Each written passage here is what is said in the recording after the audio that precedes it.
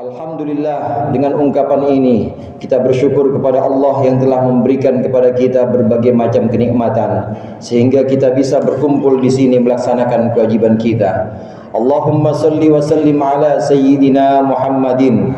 Mudah-mudahan Allah senantiasa melimpahkan salawat serta salamnya kepada junjungan kita baginda Nabi besar Nabi Muhammad sallallahu alaihi wasallam beserta keluarga dan juga sahabat-sahabatnya, juga untuk pengikut-pengikutnya yang insyaallah kita termasuk di dalamnya.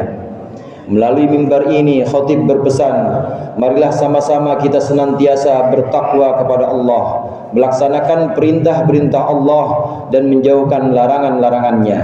Dan ketahuilah bahwa kita sekarang berada di bulan haram, di bulan mulia, dan amal-amal kebaikan, perbuatan-perbuatan baik di bulan mulia ini pahalanya Allah lipat gandakan.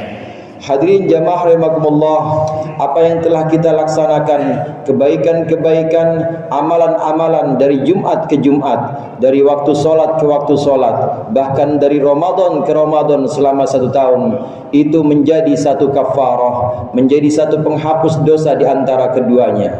Rasulullah sallallahu alaihi wasallam bersabda, "As-salawatul khamsu, Ramadan ila Ramadan, kafaratul lima bainahunna." Sesungguhnya solat kita yang 5 waktu antara subuh dengan zuhur, zuhur dengan asar, demikian juga Ramadan ke Ramadan, demikian juga Jumat ke Jumat, maka menjadi penghapus atau kafarah jika ada kesalahan di antara kedua kebaikan-kebaikan tersebut. Dan bukan hanya kebaikan-kebaikan yang disebutkan dalam nas hadis tersebut, tetapi setiap kebaikan sesungguhnya bisa menghapuskan dosa-dosa kita.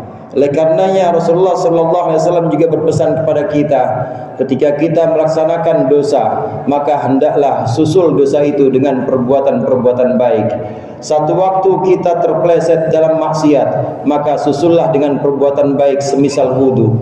Kemudian susullah dengan sedekah, atau susullah kita masuk ke dalam masjid dengan iktikaf dan melakukan amalan-amalan sunnah yang ada dan bisa kita laksanakan di dalam masjid. Hadirin jamaah rahimakumullah, ini menjadi penting apalagi kita masih di dalam bulan haram, masih di dalam bulan mulia. Ada 4 bulan haram dan kita tengah berada salah satu di antaranya, bulan Dzulqa'dah, bulan Dzulhijjah, di mana kita masih berada di dalam bulan ini, dan juga bulan Muharram, dan satu lagi bulan Rajab. Setiap perbuatan-perbuatan baik, amalan-amalan baik, apalagi amalan-amalan yang merupakan pokok dari agama Islam seperti sholat, puasa, dan lain sebagainya, ini pahalanya dilipat gandakan demi memuliakan bulan mulia ini. Amalan-amalan atau perbuatan-perbuatan baik ini bisa jadi mulia karena waktunya, dan juga bisa jadi mulia karena tempatnya. Membaca Qur'annya kita di rumah misalnya, tentu ini lebih baik, dan lebih baik lagi apabila kita membaca Al-Quran ini dalam masjid sambil mendapatkan atau meraih pahala iktikaf. Ini adalah keutamaan tempat yang bisa juga mempengaruhi keutamaan dari amalan atau perbuatan kita. Tidak hanya tempat tetapi juga waktu. Waktu juga menjadi satu faktor.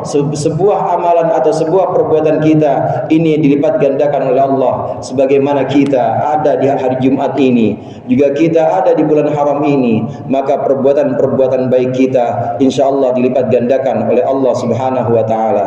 Ini yang pertama. Kemudian yang kedua, hadirin, millah atau agama Nabi Ibrahim ini kita laksanakan, dan masih banyak sekali yang merupakan peninggalan-peninggalan dari millah Ibrahim. Sebagaimana kita tahu tentunya Nabi Ibrahim adalah nabi yang selalu mengajarkan tauhid, dan tauhid inilah yang kemudian disambung, tauhid inilah yang kemudian diwariskan kepada nabi-nabi setelahnya, kepada Nabi Ishak, kepada Nabi Ismail, dan hingga Nabi Muhammad sallallahu alaihi wasallam. Tauhid yang berarti mengesahkan Allah, menghambakan diri hanya kepada Allah, bukan kepadanya, bukan kepada selain Allah, maka ini adalah merupakan warisan dari Nabi Ibrahim, dan tentu juga warisan dari nabi-nabi sebelum Nabi Ibrahim. Namun ada yang merupakan satu ciri khas, ada yang merupakan satu tradisi Ibrahim yang sebelum Nabi Ibrahim ini tidak pernah dilakukan. Di antaranya sebagaimana kita sama-sama tahu, yaitu khitan. Nabi Ibrahim alaihissalam ini Allah perintahkan untuk mengkhitankan dirinya ini ketika beliau lebih berumur 70 tahun. Maka khitan sejak saat itu diwajibkan untuk setiap orang Islam, diwajibkan untuk setiap orang yang bertauhid, diwajibkan untuk setiap orang yang mengikuti agama Nabi Ibrahim. Kemudian juga yang kita kenal dengan haji. Haji ini adalah perjalanan Nabi Ibrahim. Nabi Ibrahim ketika melempar jumrah, ketika melemparkan 7 batu kerikil, ini adalah merupakan syiar, merupakan isyarat dari Nabi Ibrahim ketika beliau Allah perintahkan untuk menyembelih anaknya. Maka tatkala pelaksanaan itu ada iblis yang menggodanya, beliau melemparnya dengan 7 batu. Pelaksanaan jamarat atau melempar jumrah ini merupakan tradisi Nabi Ibrahim, dan juga banyak lagi tradisi-tradisi atau manasik yang dalam haji yang merupakan peninggalan dari warisan Nabi Ibrahim. Demikian juga kurban yang kita kenal beberapa hari lalu. Kurban ini juga merupakan millah agama Nabi Ibrahim alaihissalam. Nabi Ibrahim mengkurbankan anaknya demi mendekatkan diri kepada Allah, menjalankan perintah Allah untuk menyembelih putranya. Tidak yang lain, tidak ada cinta yang lain dalam Nabi Ibrahim kecuali cinta kepada Allah. Untuk membuktikan ini, kemudian Nabi Ibrahim melaksanakan perintah Allah menyembelih anaknya, meskipun kendati Allah kemudian mengganti anaknya dengan domba atau dengan gibas. Hadirin jamaah rahimakumullah, demikian banyak millah atau tradisi agama Nabi Ibrahim yang sampai sekarang ini masih kita laksanakan. Nabi Ibrahim alaihissalam merupakan leluhur dari para nabi, bukan hanya leluhur dari Nabi Muhammad sallallahu alaihi wasallam, tetapi juga merupakan leluhur dari seluruh nabi yang datang setelah Nabi Ibrahim. Nabi Syuaib, kemudian Nabi Ishak, Nabi Yakub yang anak-anaknya kemudian disebut sebagai Bani Yakub atau Bani Israel. Semua adalah para nabi yang leluhurnya adalah Nabi Ibrahim. Oleh karenanya beliau disebut sebagai Abul Anbiya, bapaknya para nabi. Nabi Muhammad dalam satu kesempatan menyebutkan, ana da'watu abi Ibrahim, atau kama qala Rasulullah sallallahu alaihi wasallam. Sesungguhnya aku, kata Nabi Muhammad, adalah doa dari ayahku, doa dari leluhurku, yaitu Ibrahim alaihissalam. Di mana Nabi Ibrahim pernah berdoa kepada Allah, meminta kepada Allah, memohon kepada Allah, Rabbana wab'ats fihim rasulan minhum yaslu alaihim ayatika wa yu'allimuhumul kitaba wal hikmah wa yuzakkihim. Nabi Ibrahim satu waktu berdoa kepada Allah, ya Allah, ya Tuhan kami, angkatlah seorang utusan dari mereka, dari keturunan kami, yang seorang utusan ini membacakan kitab untuk mereka, mengajarkan hikmah dan juga membersihkan hati mereka. Ini tidak lain dan tidak bukan yang dimaksud seorang Rasul ini adalah Nabi Muhammad sallallahu alaihi wasallam.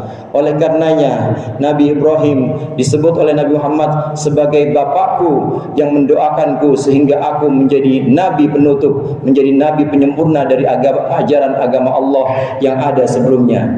Hadirin jamaah rahimakumullah, demikian banyak ajaran-ajaran, demikian banyak tradisi-tradisi Nabi Ibrahim, doa-doa Nabi Ibrahim yang kemudian Allah kabulkan menjadi wujudnya, yaitu satu junjungan kita, seorang Rasul, seorang utusan yang merupakan penyempurna dari utusan-utusan sebelumnya, yaitu Nabi Muhammad. Oleh karenanya Nabi Ibrahim memohon kepada Allah, waj'alli lisana sidqin fil akhirin, ya Allah, jadikanlah untukku lisana sidqin fil akhirin, yaitu penyebutan yang baik pada kalangan orang-orang yang datang setelahku, orang-orang yang ada di zaman akhir. Hadirin jamaah rahimakumullah, sebagaimana kita tahu ketika kita syahud akhir, maka kita disunnahkan berselawat kepada Nabi Muhammad sallallahu alaihi wasallam dan juga kepada keluarga Nabi Muhammad sallallahu alaihi wasallam. Dan yang termasuk keluarga Nabi Muhammad sallallahu alaihi wasallam termasuk bacaan sunnah ketika kita tasyahud akhir adalah selawat kepada keluarga Nabi Ibrahim. Allahumma salli ala Sayyidina Muhammad wa ala ali Sayyidina Muhammad kama sallaita ala Sayyidina Ibrahim wa ala ali Sayyidina Ibrahim. Demikian bacaan yang sering kita baca, yang sering kita lantunkan pada tasyahud akhir kita. Ini merupakan bukti ijabahnya, jawabnya doa Nabi Ibrahim kepada Allah, di mana Nabi Ibrahim memohon kepada Allah supaya penyebutannya, supaya penuturannya sebutannya atau namanya senantiasa diingat-ingat oleh orang yang hidup di akhir zaman seperti kita. Karenanya dari sini bisa kita ambil, bisa kita petik satu pelajaran bahwasannya adanya kita di sini, hadirnya kita di sini, bisanya kita melaksanakan kewajiban-kewajiban seperti sholat, ini tidak lain dan tidak bukan adalah doa dari orang tua kita dulu yang mengharapkan anak-anaknya untuk menjadi orang-orang nas-solihin was-solihat. A'udzu billahi minasyaitonir rajim. Bismillahirrahmanirrahim. Wal 'asr. Innal insana lafi khusrin illa alladziina aamanu wa 'amilus solihati wa tawashaw bil haqqi wa tawashaw bis sabr.